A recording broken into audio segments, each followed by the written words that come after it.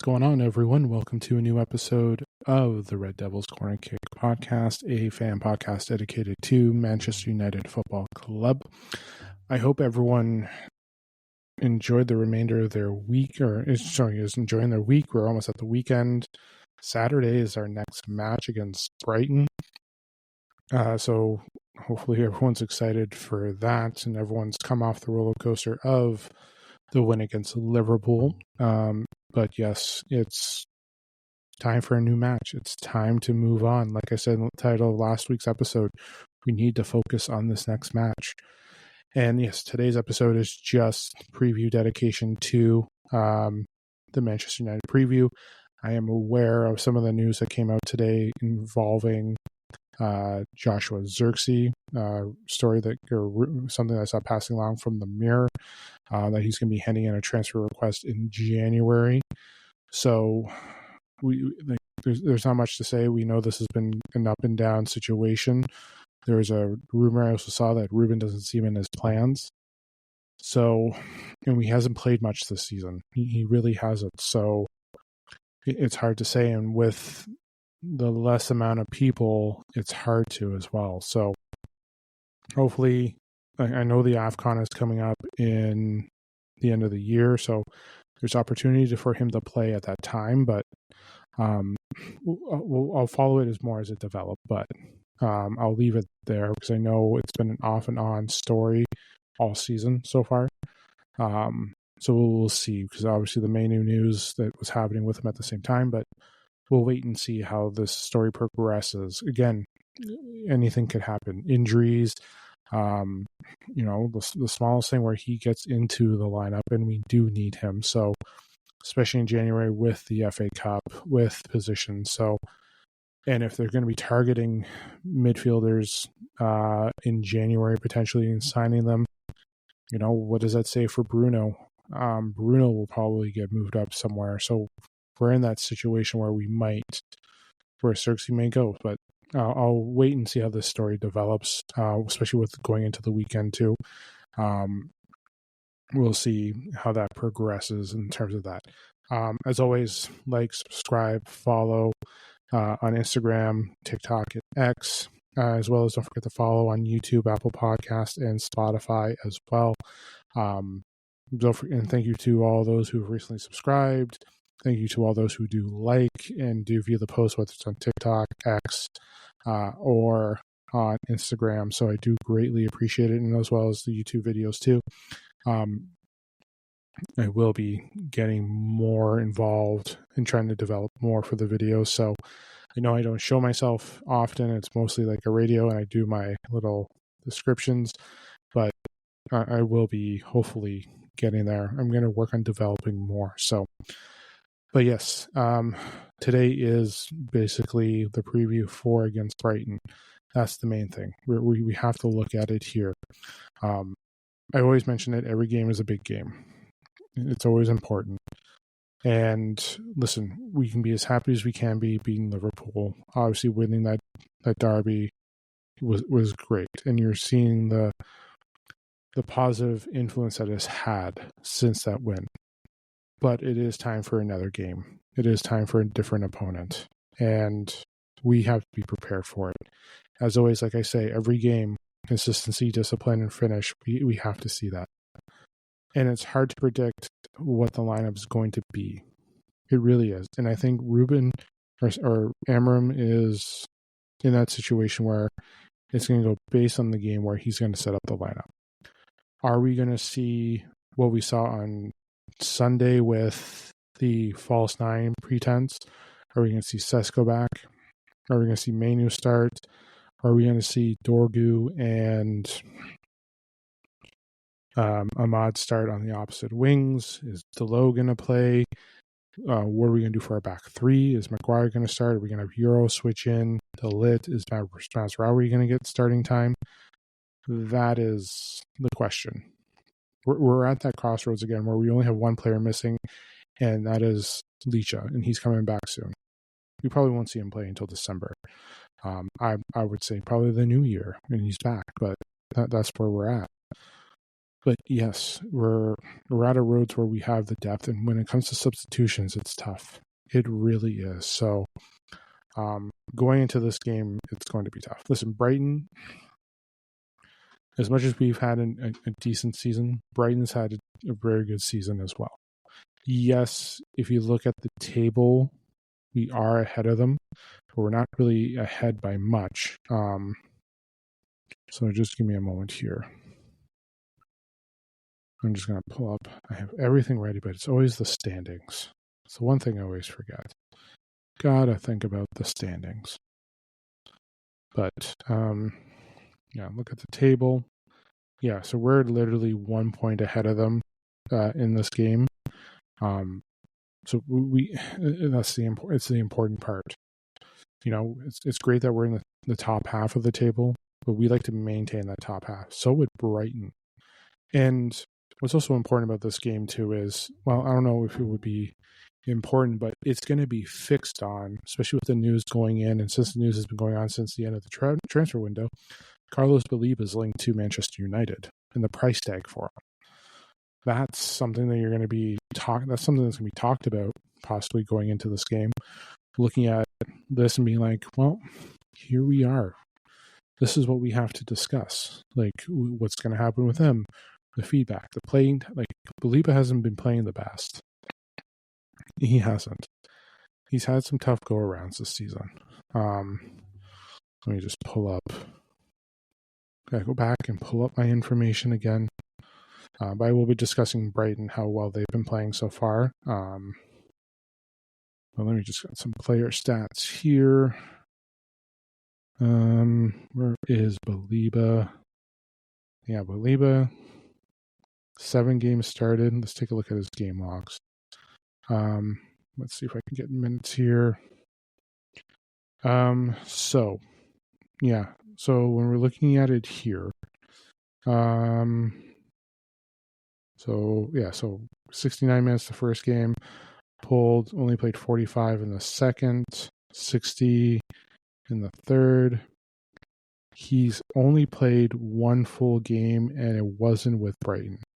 The most he's played is, from what I'm seeing here, is 71 minutes. That's the most he has played this season. There are times where he has been substituted literally at half or right after half. Newcastle, he played 71. Wolves, he only played 45. Chelsea played 67. Tottenham only played 45. Bournemouth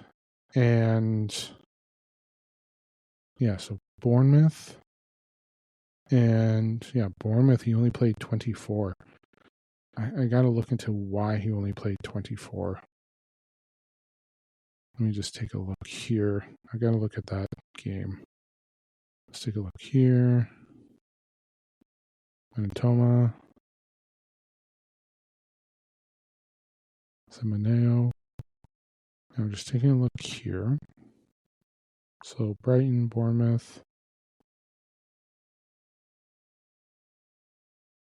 Oh, yeah, Brighton, Bournemouth. When did he come on? He came on at the 66th minute, so he didn't even start. There are some games where he hasn't started. So I had to do my investigative journalism to see what had happened there. So yeah, there are some games where he hasn't started. He started 7 games. Some of them he has been pulled in. That game that I just talked about, he only played 24 because he came on in the 66th minute. So has he had an okay season? Yeah, I think that's to justify it. I think that's the best way to put it. And listen, how good has Brighton been this season? Like I mentioned, they're 1 point ahead, or we're 1 point ahead of them in the table. They're sitting at 10th. We're sitting at 9th. Don't get me wrong. I'm happy that we're in the top half. But let's look at their schedule so far. That's the one thing, too. Let's look at who they faced. They faced some pretty good teams. Let's not take it away. Fulham, which, let me just take a look at. Fulham, was that at home? Yes, that was... So Fulham, they had a draw. Why does it always go back to try to look at the schedule for this year, and it goes all the way back to 2024. I don't want to look at 2024. Positive is Brighton is still in the Carls Barrel Cup, I believe. Yes. Because they beat Barnsley 6-0 in their last game for the cup. They won their cup games convincingly, and yes, I don't need to be reminded of what happened with Manchester United in their lovely cup match. So let's take a look here. Yeah, so they beat Oxford and they beat Barnsley, both 6-0. Lovely. I'll leave it there. But yeah, going to the games, tying Fulham, lost against Everton on the road. They did beat City at home. They did beat City, which was great to see. Drew against Tottenham, was able to beat Chelsea. Obviously, Chelsea went to a man down, but still coming away with a win. And also Newcastle as well. So, so the one thing too is they're away on the road. So I'm just going to take a look here. Now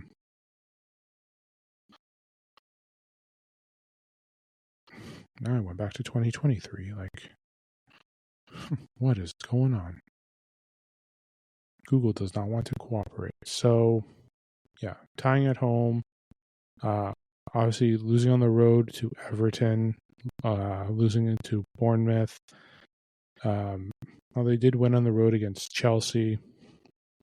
Drew against Wolves. Was able to get so they're okay on the road. Win at home, they're great for wins, which when we get there will be a tough matchup. But they're at Old Trafford this weekend.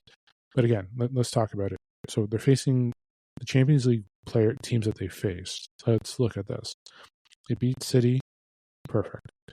Tied Tottenham, okay.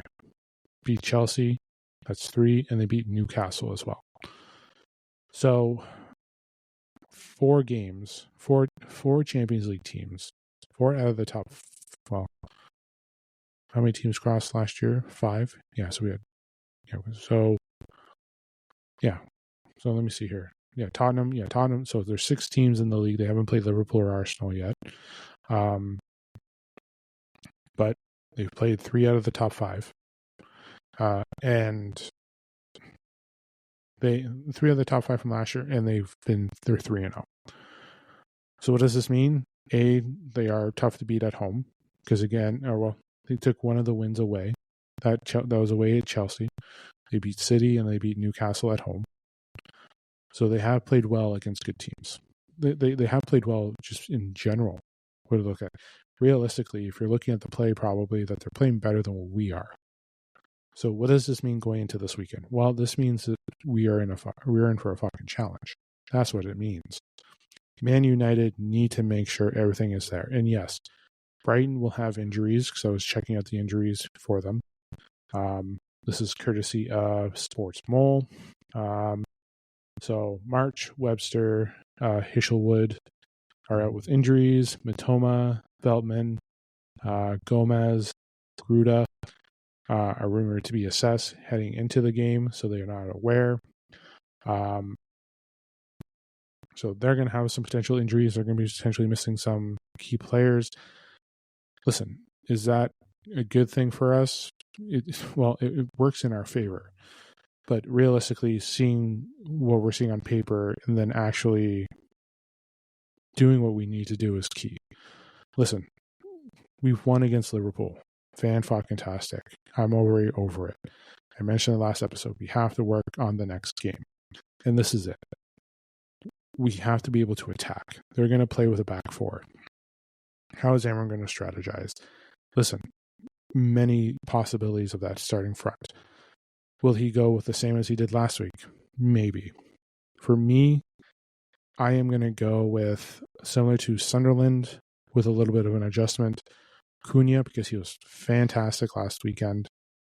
And then Mount coming off the bench. And then Sesko starting. I think Sesko needs to get in there. I think this is the type of matchup that you want him playing against this style of team.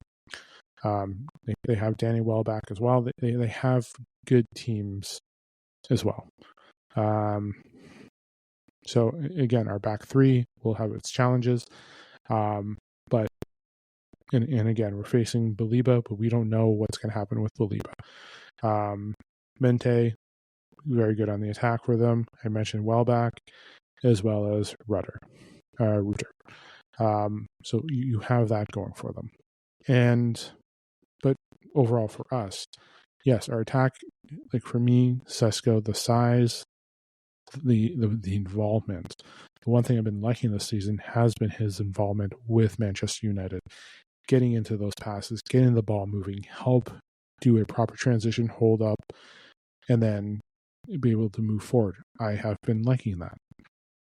So, and I did like the passes to them too. He had his opportunities. So, but going into this weekend, it's, again, that mental state's got to be there. The attack has got to be there. The press has got to be there. The movement is going to be there. Again, the attack, the defense, the mid, it all has to be there. So the mental, like, as much as this is about, hey, here we go, it's the mental state going into this weekend. We have to be prepared going into it. And as much as we've done what we did on Sunday and the excitement, that has to be taken out and moved past. We have to do something. We're at home as well. We don't want to lose at home. We're there. And they're not bad when they're away. They play pretty well. They took Chelsea out at home. They've had some draws. But they have to play we have to play smart. We have to do it. It's like the game plan for them, what we did against Liverpool, may not be the same game plan for Saturday, to say the least. The long balls, but we have to keep the ball. We have to be disciplined. The movement, everything has to be there. So, but for my attack, I'm going to start from the back with my lineup here. Let me get my little floor plan here that I have. Sending Lemens, it's his spot. It's his spot to lose. So he will be starting. The back three, there'll be an adjustment. No Harry Maguire to start. Yes, I'm aware of what he did. We'll probably see him later on in a situation where we have to bring him in for certain points. Yoro, De Ligt's going back to his normal spot, and then Luke Shaw, who has been playing very well this season. Not superstar great, but very well. So they have them back in the back three.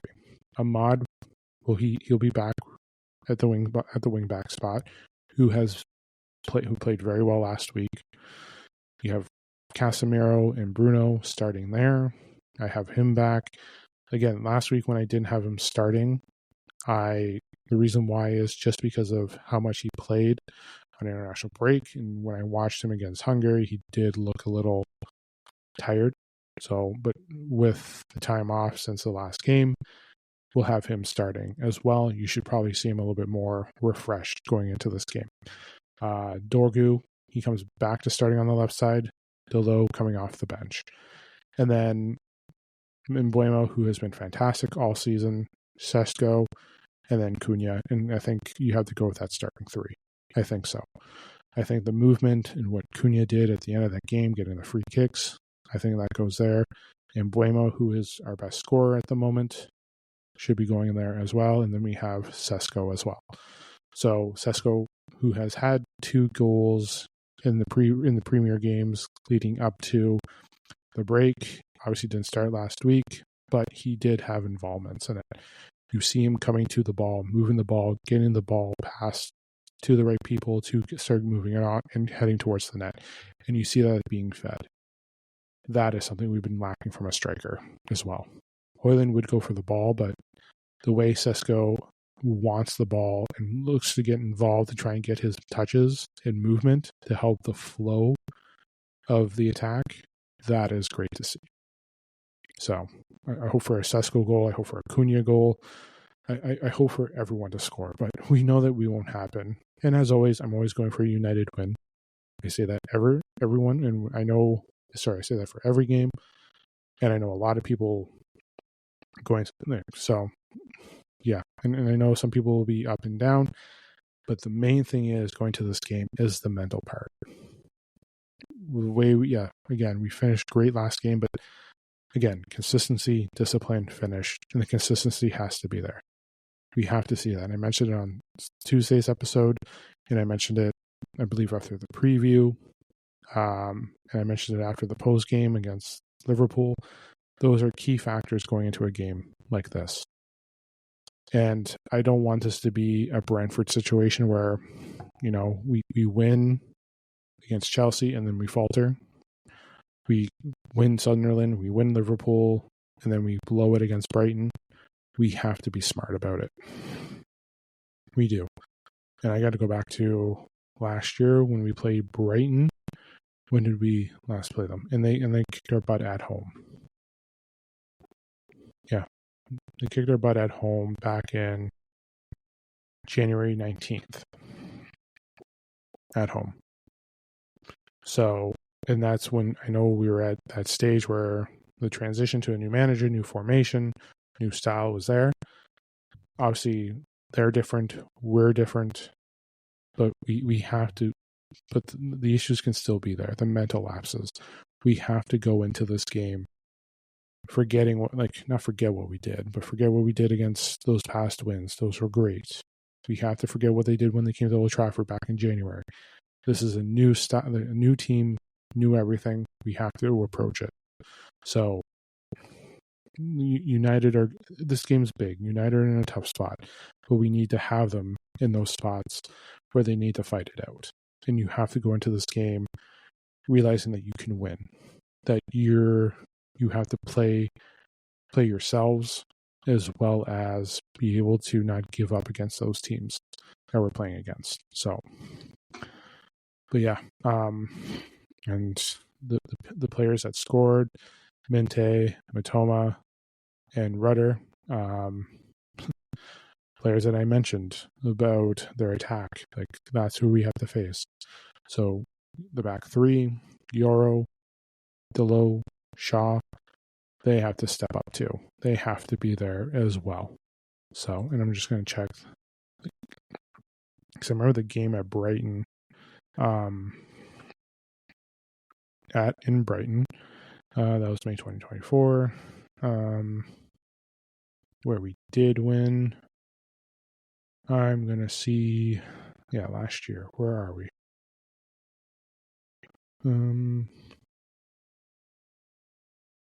We lost to Brighton 2-1 when we played there. That was at the beginning of the very difficult season for Ten Hag. So, two different coaches, same result. We lost. One was away, one was at home. The one at home hurt, especially with the way things were going for Manchester United. Because let me just take a look at that game. Let me just take a look at United. Look at our schedule from then. Because if I remember that correctly, I think that was right after we beat City. Let me just take a look. Yeah, Brighton 3-1. So that's when we were coming off of a very important draw against Liverpool, a FA Cup win against Arsenal, a great win against Southampton, and I believe that was the game where, what was it? Amad Diallo just went and scored, and actually we scored all the goals. One of them was an own goal of Manuel Ugarte. So we had that, and then we go on to Brighton at home. I'm just going to get that back up. And we go on to Brighton at home, and we lose 3-1. We do the great epic comeback 3 days before. Like that week, basically, the 2 weeks in between, again, the draw against Liverpool, the big win against Arsenal, the 3-1 win against that, and then we go to Brighton and we blow it up. And then obviously playing the Rangers the following week, Fulham. So we definitely had struggles. and it showed. We had our struggles. So the one thing that's important for United is we have to make sure that our mental lapses are controlled and that we're disciplined, we're playing consistently, we're finishing our shots, we're tracking back. We have to make sure that everything's moving well, a ball, making sure everyone's involved. So, but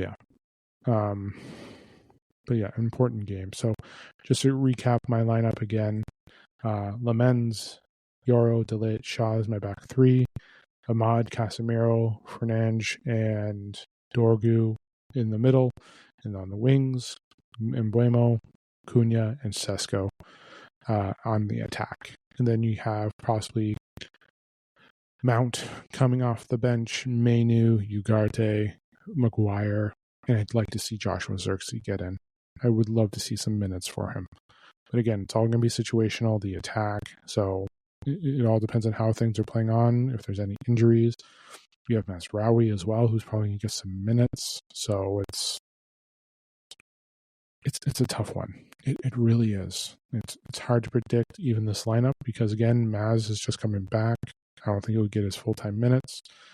I would like to see Zirkzee get some minutes, but I'm sure depending on the situation, we'll probably have, if we're in a defensive situation, Ugarte and Maz will probably be primary.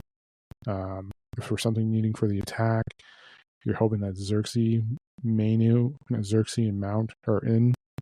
But if we're in a certain situation, we'll probably be bringing in Mount with Cunha and Mbuemo, but if we have to switch out one of them, hopefully Zirkzee comes in.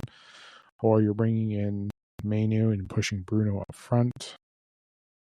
So, and then Delo could possibly get in, but it's tough. It really is. But yes, I'm going to leave it there for the game. I'll be back Saturday after the game, recording, advising what it is. Also, as well, any updates too, I'll discuss it potentially on the episode after. Or if not, I'll leave it to next Tuesday after the episode as well, just recapping. But yes, back Saturday after the match. Hopefully, I hope everyone enjoys the remainder of their week. I hope everyone enjoys the game on Sunday as well. So it's a big game. Every game is big. It doesn't matter who the opponent is. It's got to be big no matter what. So, but yes, enjoy the game. Enjoy the remainder of the week. I'll talk to you guys Saturday. This is the Red Devils Corner Kick podcast. Glory, glory, Man United.